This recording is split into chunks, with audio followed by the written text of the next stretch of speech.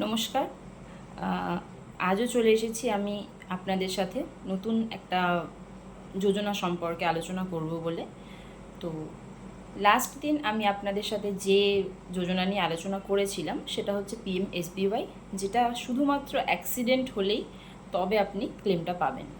তো আজকে যেটা আমি আলোচনা করব যে বিষয় নিয়ে, সেটা হচ্ছে পিএমজেজেবিওয়াই, অর্থাৎ প্রধানমন্ত্রী জীবন জ্যোতি বীমা যোজনা। তো এর ভেতরে কী আছে, চলুন দেরি না করে ভিডিওটি আমি শুরু করি।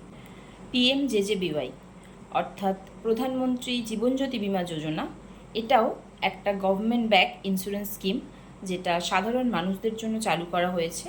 তো কারা করতে পারবেন এটা?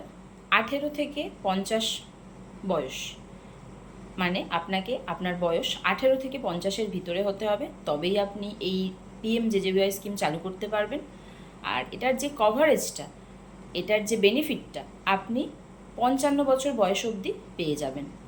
তো কোথায় করতে পারবেন এটা? যে কোনো অথরাইজড ব্যাংক অথবা পোস্ট অফিস। এটা আপনি কিভাবে করবেন?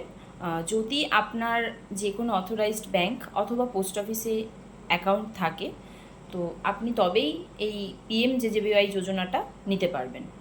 তো এটার যে প্রিমিয়ামটা অ্যানুয়ালি কাটে, সেটা কীরকম? আপনার বছরে 436 টাকা। পিএমএসবিওয়াই যেমন আপনার 20 টাকা কাটে বছরে, সেরকম পিএমজেজেবিওয়াই বছরে 436 টাকা অ্যাকাউন্ট থেকে ডেবিট হয়। হ্যাঁ, এটা কিন্তু অটো ডেবিটই হয়। কি বেনিফিট পাবেন আপনি এটাতে? 436 টাকা যেটা আপনার অ্যাকাউন্ট থেকে বছরে ডেবিট হবে, তার দরুন আপনি যেটা পাবেন, যদি আপনার যে কোনো কারণে ডেথ হয়, পিএমএসবিওয়াই যেমন আপনার অ্যাক্সিডেন্টালি বলেছিলাম, তো পিএমজেজেবিওয়াই যে কোনো কারণে ডেথ হলেই পাওয়া যায়। সেটা আপনার সুইসাইড হতে পারে, অ্যাক্সিডেন্ট হতে পারে,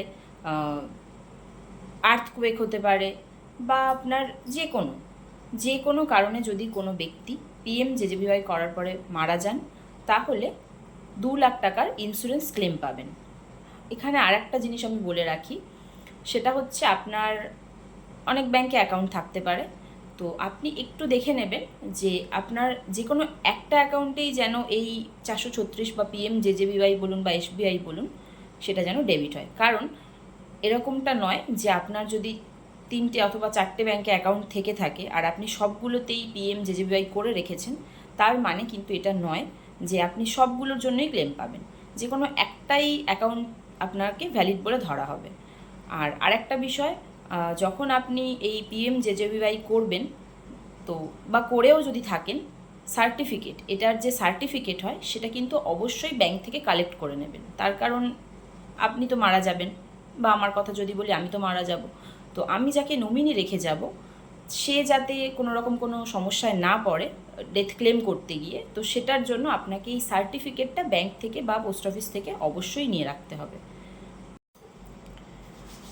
পিএমজেজেবিওয়াই সম্পর্কে যদি আপনার কোথাও কিছু বুঝতে অসুবিধা থাকে, বা আপনি যদি আরও ডিটেলসে কিছু জানতে চান, তো আমার সাথে যোগাযোগ করতে পারেন।